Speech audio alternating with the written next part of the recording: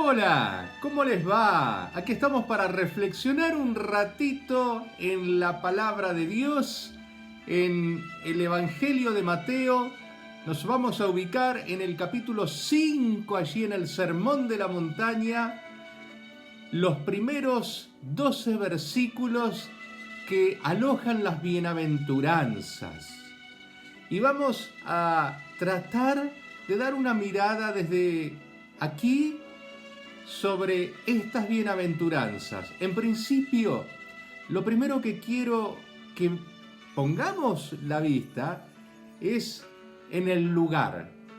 Cuando la Biblia nos habla de que hay cosas que pasan en lugares altos, en montañas, en montes, o en sitios altos como puede haber sido la última cena preparada en los aposentos altos, o la venida del Espíritu Santo cuando estaban en las salas altas de la casa, algo en particular siempre se quiere remarcar.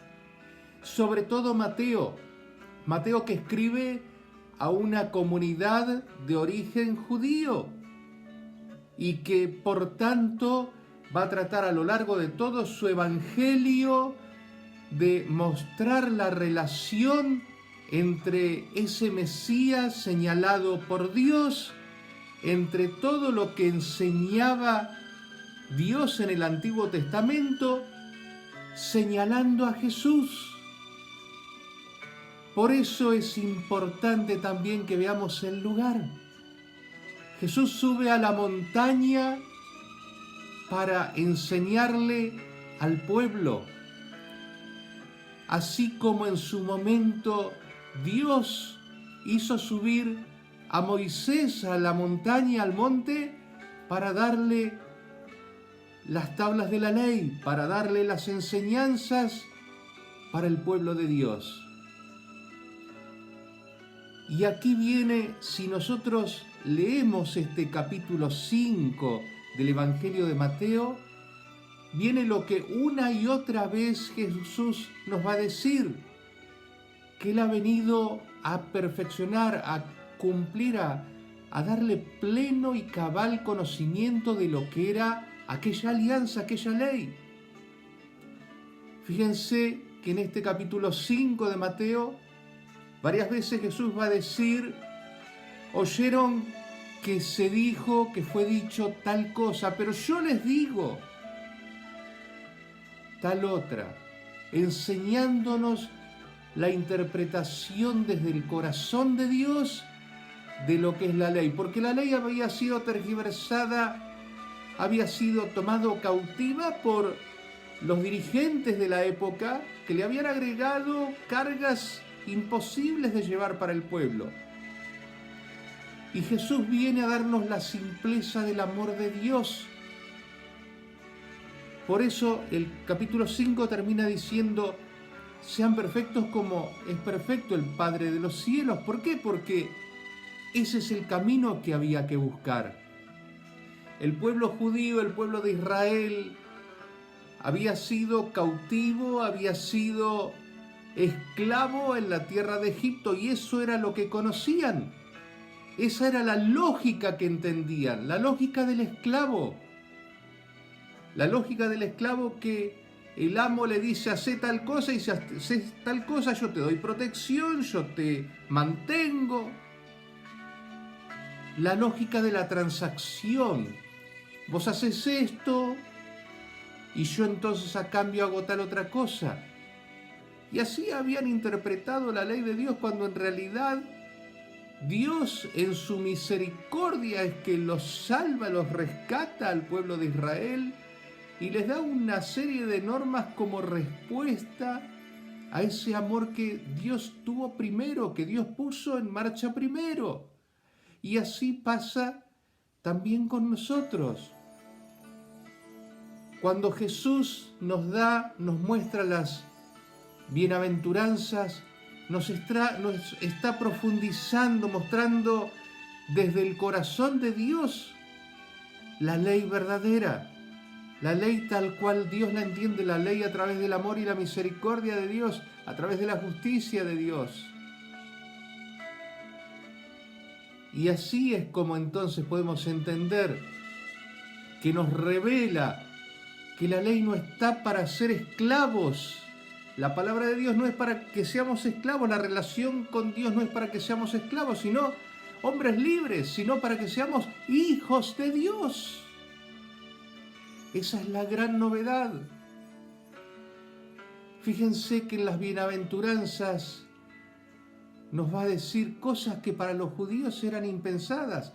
¿Saben que los judíos no podían ni siquiera nombrar el nombre de Dios? Cuando había algún pasaje de la Escritura que mencionaba el nombre de Dios, yo soy el que soy, lo reemplazaban, decían, el Señor. Tenían temor, le tenían temor.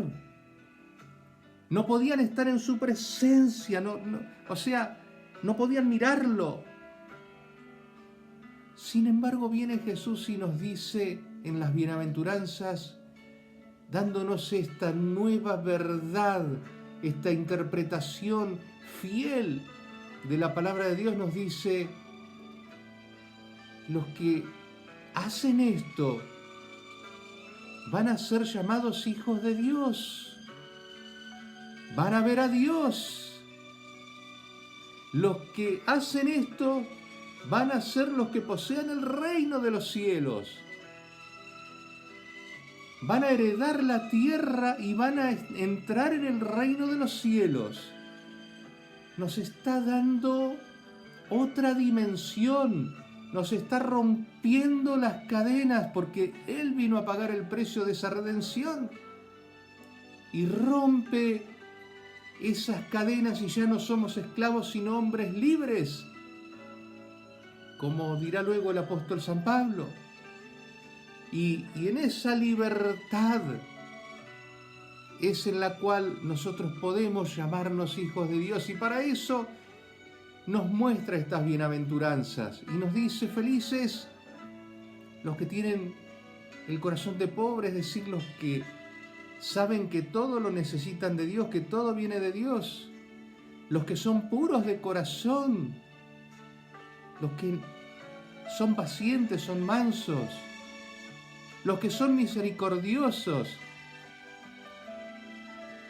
Y nos va dando una serie también de cuestiones vinculadas con saber y conocer que no todo es un camino de rosas, que no es suficiente con lo que nosotros hacemos, con nuestra actitud, sino que a veces vamos a tener resistencia y se nos van a venir en contra muchas veces por las cosas buenas, como le pasó a los profetas.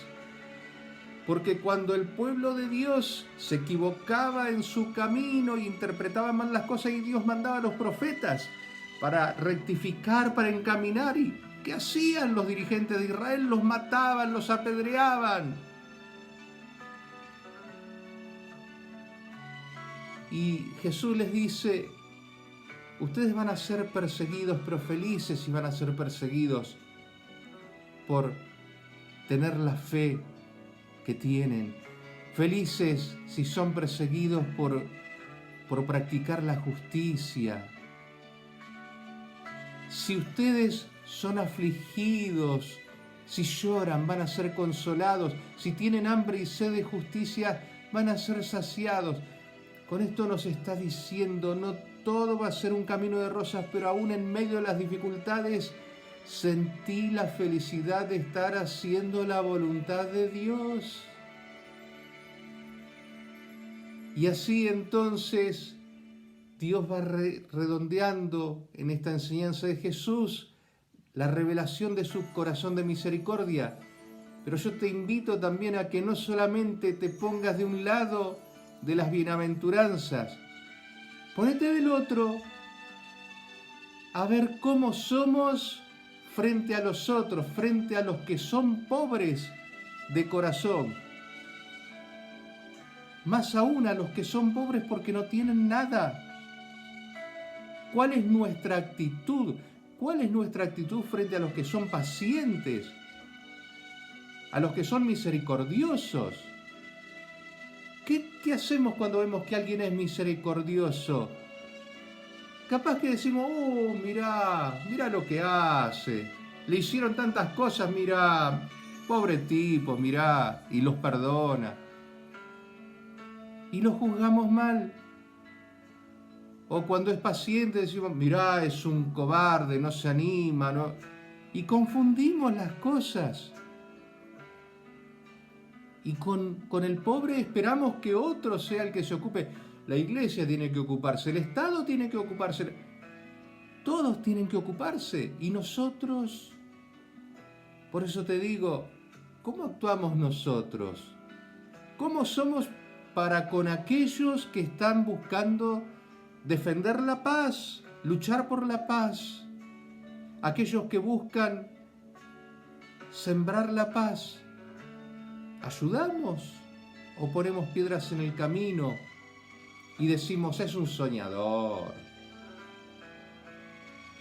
Y por aquellos que sufren injusticias, que tienen hambre y sed de justicia, ¿qué hacemos? ¿Nos ponemos de su lado? ¿Les damos nuestra voz, nuestro aliento, nuestro acompañamiento? ¿O nos ponemos del otro lado y dejamos que todo siga? Las bienaventuranzas son un espejo en el cual mirar nuestro camino a la santidad, porque esa es la diferencia. Cumpliendo la ley simplemente transitaba el pueblo de Israel un camino en esta tierra. Nosotros, con la revelación del bien que nos hace Jesús en las bienaventuranzas, en ese sermón de la montaña, se nos abre el camino a la santidad, a ser santos, a poder un día llegar victoriosos a la casa del Padre y compartir con todos nuestros hermanos la alabanza y la gloria al Dios que nos ha perdonado, que nos ha redimido, que ha pagado con la sangre de su Hijo el precio de todo nuestro pecado, porque todos hemos pecado, todos. Entonces, todos hemos necesitado de esa misericordia de Dios. Por eso cuando dice, felices los misericordiosos porque obtendrán misericordia, la misericordia de Dios ya la hemos obtenido primero. Dios nos miró con misericordia. Ahora bien, nosotros somos misericordiosos y vamos a obtener también misericordia en el seno de nuestros propios hermanos, de la propia iglesia, de la comunidad. Así como nos promete Jesús en las bienaventuranzas también heredar la tierra, como nos promete el reino de los cielos, ver a Dios y ser llamados hijos de Dios. Seamos conscientes de esta grandeza que nos revela Jesús, de este camino a la santidad, y cada día hagamos la prueba de examinarnos con las bienaventuranzas a ver cómo está nuestro caminar hacia la santidad que nos propone Dios. Que tengamos una excelente semana, que Dios nos bendiga y nos encontramos en la próxima si Dios quiere.